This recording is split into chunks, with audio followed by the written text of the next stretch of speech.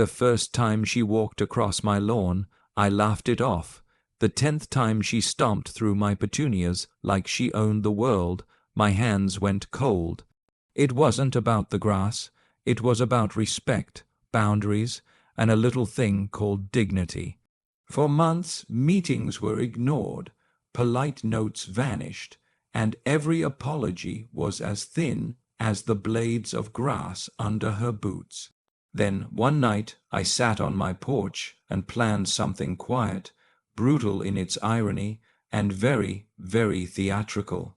And at the end, stay with me, I'm going to tell you something important that you need to hear. Main story: the neighborhood at dusk looked like a postcard, porch lights, late summer air, a chorus of cicadas. But every evening for the past year, a single sound cut through that peace: the crunch of heels crossing the middle of my yard, the muttered complaints about my messy landscaping, the self-righteous glare. Her name was Karen, not the real name, but the face fit the headline, clipped bob, a voice calibrated to complain, HOA rules memorized like scripture. It started small, a broken sprinkler head replaced, a polite email copied to the HOA. I chalked it up to neighbors. Then it escalated, footprints across seedlings, a hand yanking at my daughter's wind chimes, a whispered warning to clean up, as if my home was a public nuisance. The HOA board listened with paper, thin sympathy, and then returned to their due. Nothing chairs. That's when the idea arrived. If the system wouldn't protect my lawn, I'd turn my yard into a story, a trap for entitlement, built from beauty, humor, and a little poetic justice. I hired a landscaper, not to dig a moat or build anything dangerous, but to craft a path that told a narrative. We raised the soil, laid stepping stones that curved like a slow question mark, and planted native wildflowers in thick, unapologetic clumps. Between the stones we hid small brass plaques, each engraved with a line like a novella underfoot. This is private. Respect is earned. Walk the sidewalk. At the path's entrance, we installed tiny, motion-activated speakers facing the ground. The sound, not water, not shame, but music, an over-the-top, dramatic area that swelled the moment anyone stepped off the flagged sidewalk. The plan was simple: when entitlement crosses into trespass, let embarrassment be the teacher. The first night we turned it on felt like opening a letter. I sat inside with the blinds cracked, watching silhouette and shadow. The street was quiet until, like clockwork, she appeared, shopping bag, phone in hand, habitual march across my middle. The sensors hummed, the stones lit with soft amber, and then the opera hit.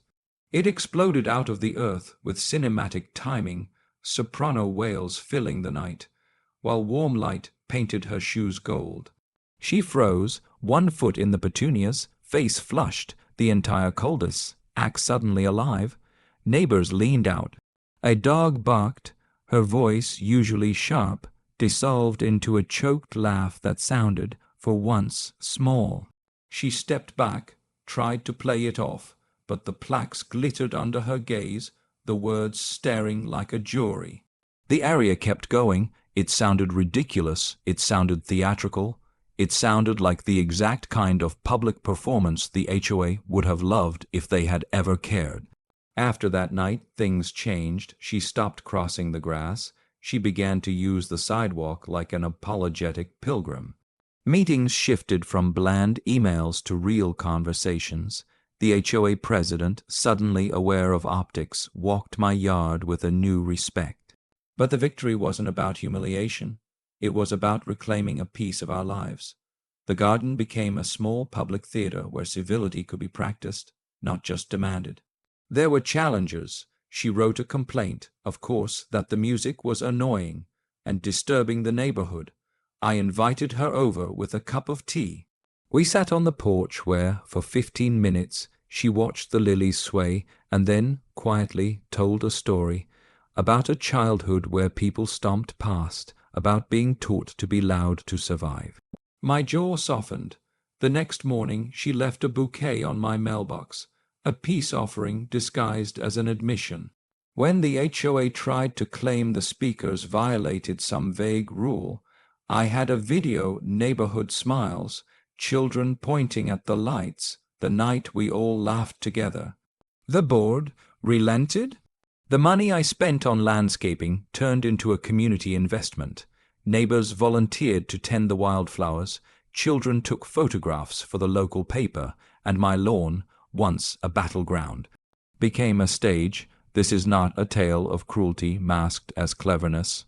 It's a story about small, creative resistance, using art to enforce boundaries, using beauty to make arrogance look ridiculous, using the public gaze to steer behavior without anger. Revenge, in its purest form, is a mirror. When you hold up something that reflects entitlement as absurd, it either changes shape or it walks away. So if you're watching this from a quiet porch, thinking your own neighbor is a walking storm cloud, hear this. You don't always need legal swords or furious letters.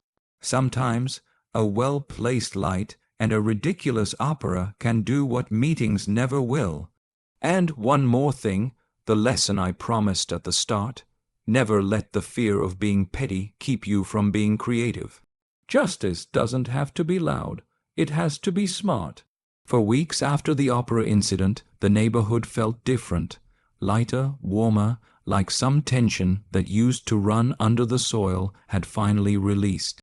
I'd catch people pausing on their evening walks, admiring the wildflowers, reading each brass plaque like a chapter of a story they'd never noticed before. Even the HOA, in all its rigid formality, began referring to my yard as a community feature, though they never said it with a smile. Karen kept her distance respectfully now. She used the sidewalk. She waved, a bit stiffly but sincerely enough. It was a peace shaped out of discomfort, but peace nonetheless. One afternoon, I found her standing near the edge of my lawn again, but this time she wasn't cutting through. She was holding a cardboard box filled with gardening tools, still sealed in plastic. Her hands trembled, either from nerves or humility, maybe both. "I want to help," she said. The sentence hit me harder than I expected. Not because she owed me anything, but because change, real change, is rare. Most people defend their habits until they collapse under the weight of their own stubbornness, but here she was, choosing to grow instead of dig in. We spent the afternoon planting fresh seedlings along the path. She knelt in the dirt without hesitation.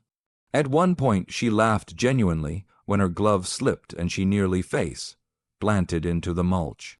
I laughed too. It felt strange, familiar, and hopeful all at once. As we worked, she opened up slowly, like a door no longer stuck on its hinges. She talked about the pressure she felt from the HOA board to set an example, about the loneliness that crept into her life after her kids moved out, about the way walking straight across the lawn felt like a shortcut in more ways than one, an assertion of control when she felt she had none elsewhere. I didn't excuse her behavior, but I understood it, and understanding is what turns revenge into resolution. The garden thrived that fall. The wildflowers exploded in color, bees humming like tiny engines, kids taking photos for school projects.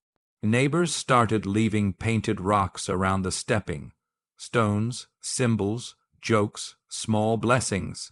Someone even slipped a tiny ceramic gnome near the opera censor. When the music triggered, the gnome looked like it was singing along. Even the HOA adopted a gentler tone. The president asked me to speak at a meeting about creative community solutions. I nearly declined, but then I thought of Karen kneeling in the dirt, hands stained with soil, trying. So I went. I stood in front of the same board that once ignored every complaint I made and told them the truth. People don't need more rules. They need reminders that respect is mutual, that beauty can teach what anger never will. They listened. Some nodded, some didn't, but somewhere in that room, something shifted. Winter came, burying the path in frost. The music sensors were turned off, but the memory of that operatic night lingered like folklore. Karen sent a holiday card with a single sentence. "Thank you for letting me change." I pinned it on the fridge. By spring, we had a plan, a shared plan. Karen and I proposed expanding the wildflower path into a neighborhood walkway. Families volunteered, teens painted signs. The sidewalk became a gathering place instead of a boundary line. What began as revenge became restoration. What began as a conflict became a community. And what began with a single entitled misstep across my lawn became the story of how one neighborhood learned to step back, breathe, and rebuild itself, one flower, one plaque, one unexpected opera at a time. In the end, the greatest surprise wasn't the music or the lights. It was that we all grew roots here, even the people who once trampled them.